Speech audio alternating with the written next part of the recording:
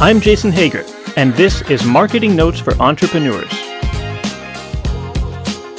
where impact-driven leaders use trust, clarity, and strategy to turn good work into sustainable growth. Last episode, we established something foundational. A brand is the actual thing, the organization, the product, the person at its core. The mark is just an expression that represents it. When the mark and the thing are aligned, trust accumulates without effort. When they're not, customers sense the gap before they can name it. Today, we're going to look at what happens when an entire industry reaches for the same essential mark, and what it costs the businesses who are actually doing something worth pointing at.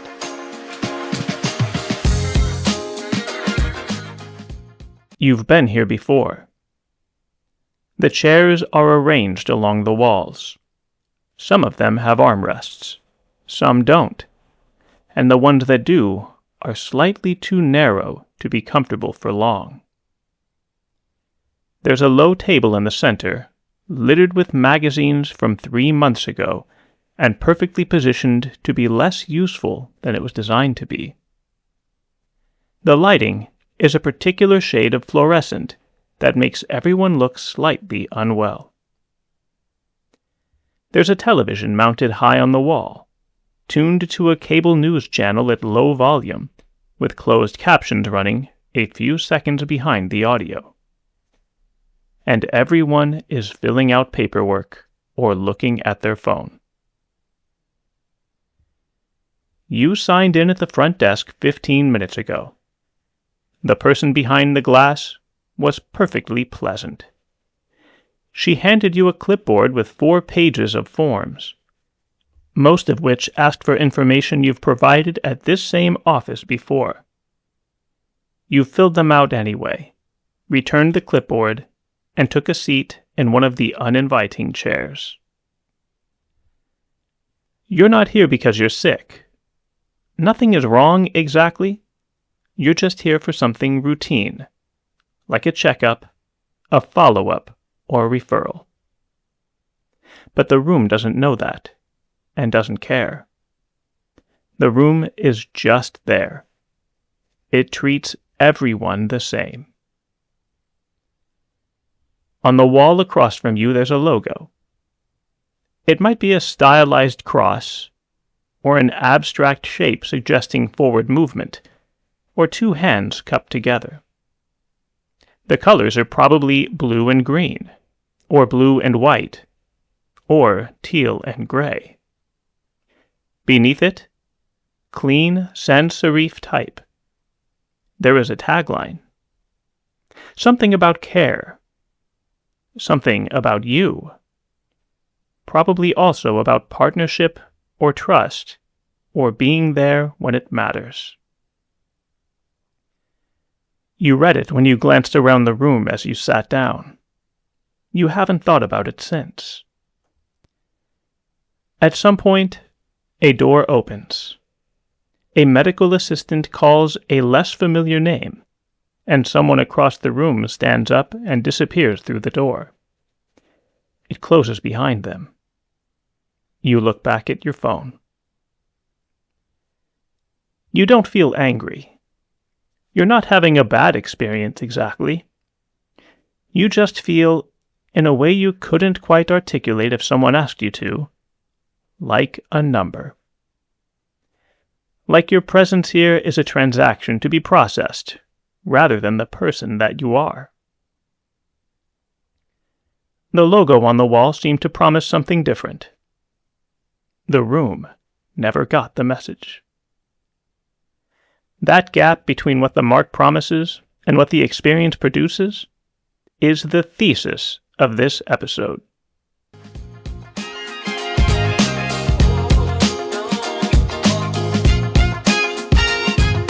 This is episode 22. Most brands are costumes.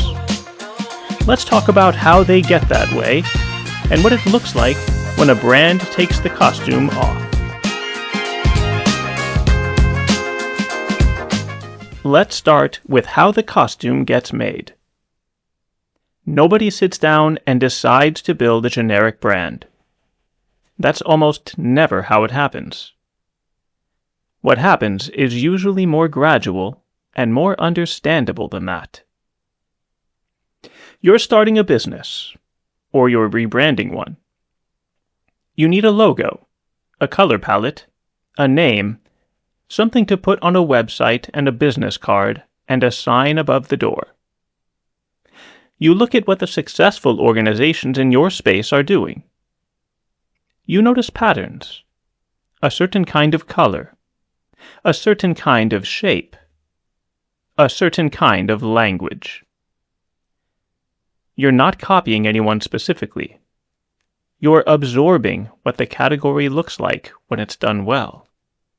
And then, reasonably, you reach for something in that territory. Because those signals are doing real work. They're not arbitrary. The commonality of blue in financial services isn't blue by accident. It signals stability, reliability, and trustworthiness. The cupped hands in healthcare aren't there by accident either.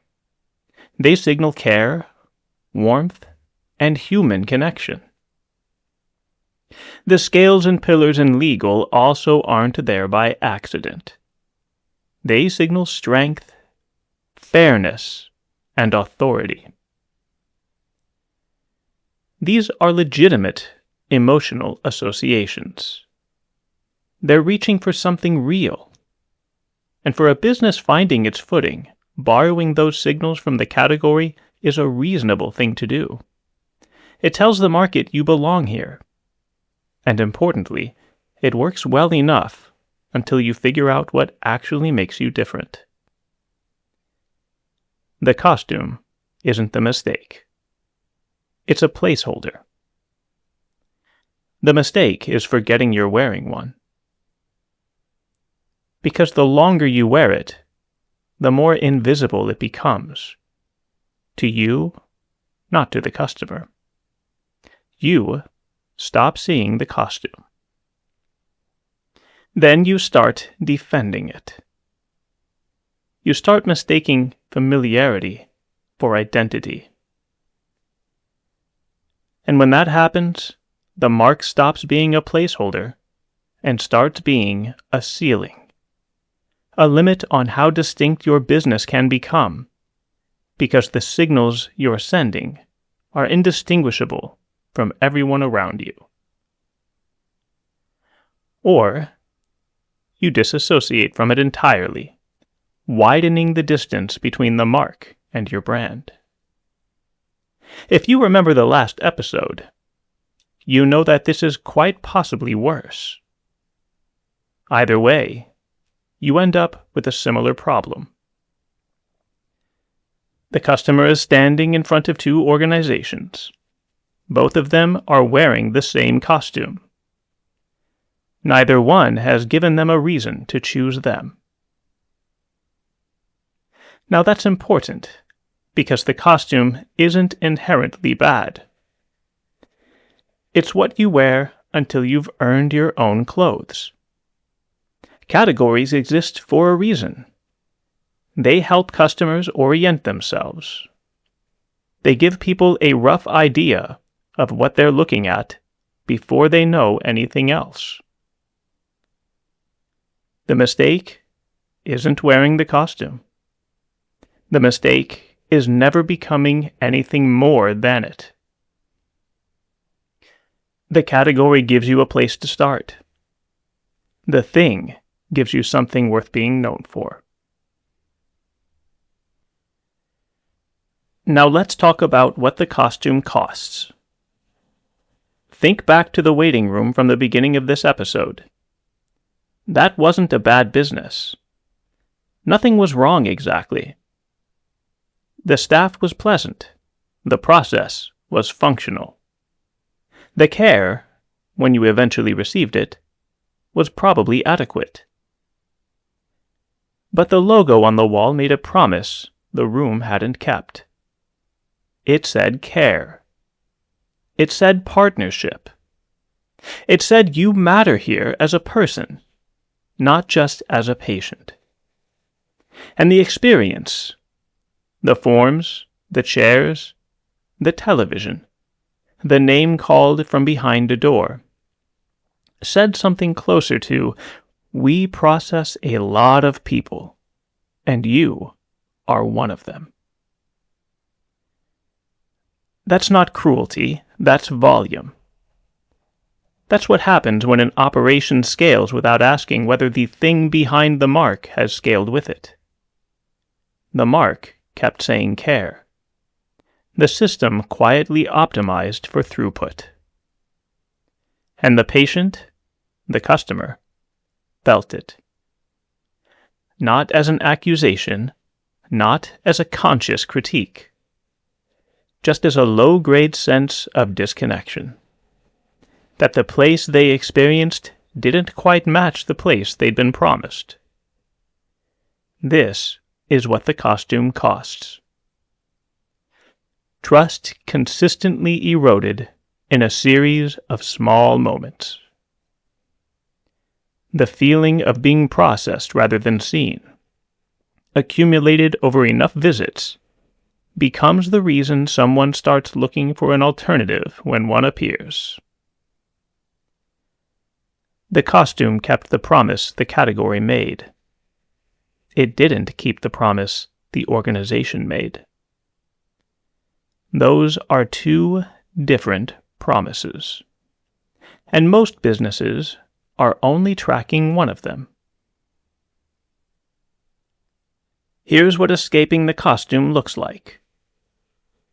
There's a surgery center in Oklahoma that has been posting its prices on its website since 2009. Not ranges, not estimates subject to insurance adjustments. Prices, the actual number, what the procedure costs. Before you schedule, before you decide, before you've committed to anything. In an industry where pricing is famously opaque, where the same procedure can cost significantly more at one facility than another, where patients routinely receive bills months after treatment for amounts they couldn't have predicted. This is a radical act. The name is Surgery Center of Oklahoma. It does not suggest that kind of innovation. It does not evoke warmth or forward movement or cupped hands. It tells you where it is and what it does. The mark is almost aggressively plain. And it doesn't matter, because the thing behind the mark is doing real work that no logo could replicate. Transparency in a system defined by opacity. Predictability in a system defined by surprise.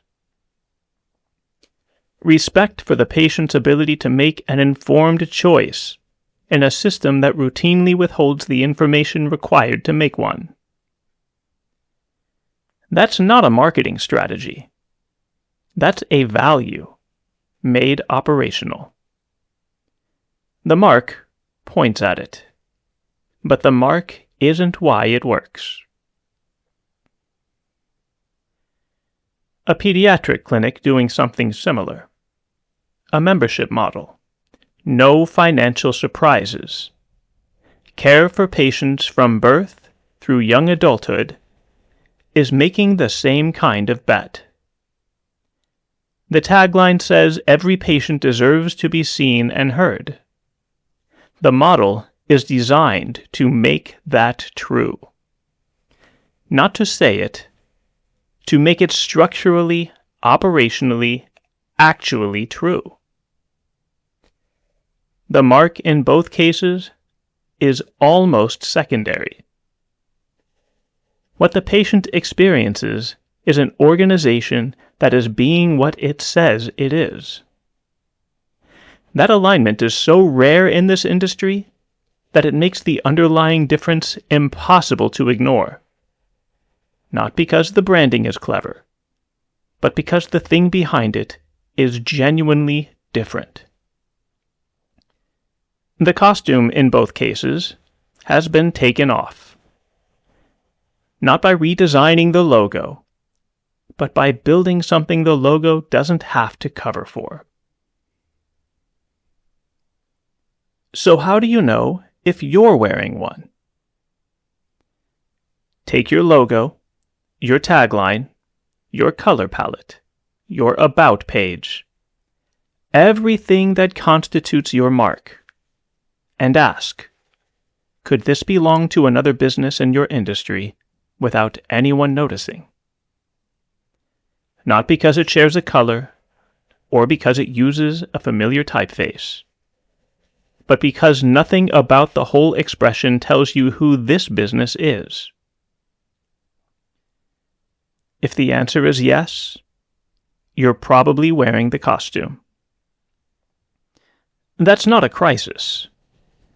The costume is telling you that the mark hasn't caught up to the thing yet, or that the thing hasn't differentiated far enough from the category for the mark to have anything specific to communicate. Both of those can be solved, but they require different work. If the mark is generic because the thing is still developing, if you're early, if you're still finding your footing, or if the differentiator is real but not yet fully built, then the costume is doing its job. It's buying you time. Keep it. Focus on the thing. The mark will have something to say when the thing is ready. If the mark is generic because you stopped asking the question, if the thing has differentiated, but the mark is still wearing the category's signals out of habit or inertia, or to avoid the discomfort of standing out, that's a different problem. The thing is already there. The mark simply hasn't caught up yet. And if the mark was recently changed, but the thing didn't change with it, then neither the old mark nor the new one is doing the work that it's expected to. The mark was changed. The thing hasn't. The customer will notice before you do. You cannot redesign your way out of a reality problem.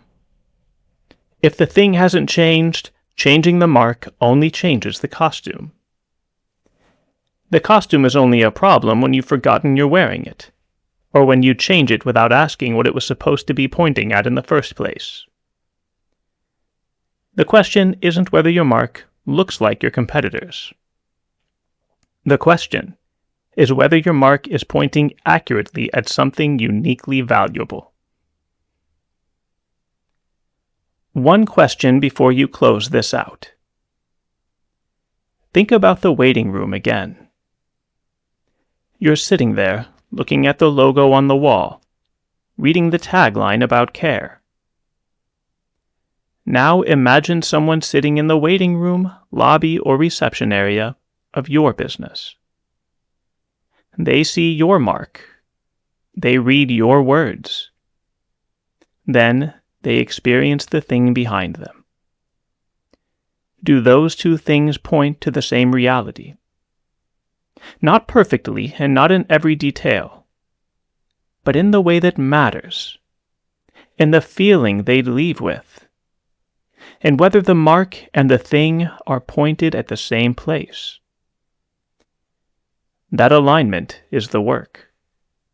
Not the logo, not the rebrand, not a new tagline. The slower, consistent work of making sure the thing behind the mark is actually what the mark promised. The costume is easy to put on. It's easy to keep wearing. The businesses that take it off and build something specific enough to stand without it are the ones that don't need the category signals anymore, because they have their own.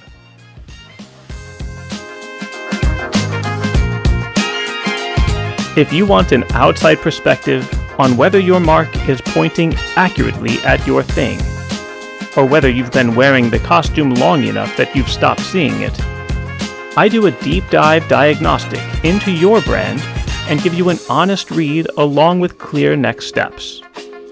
Go to grayleafmedia.com/diagnostic. If this episode resonated with you, I'd appreciate you sharing it with someone who is working to build or rebuild their own business. A review wherever you listen helps the show more than you realize. It also helps the people it's made for find it sooner. Next episode, we talk about building a brand from nothing, what it means to start with the thing before you have a mark, and the specific pitfalls that come with making those first bets. Until then, ask yourself what the costume is covering. Then, ask yourself whether the thing underneath it is worth pointing to. The answer is where the work starts.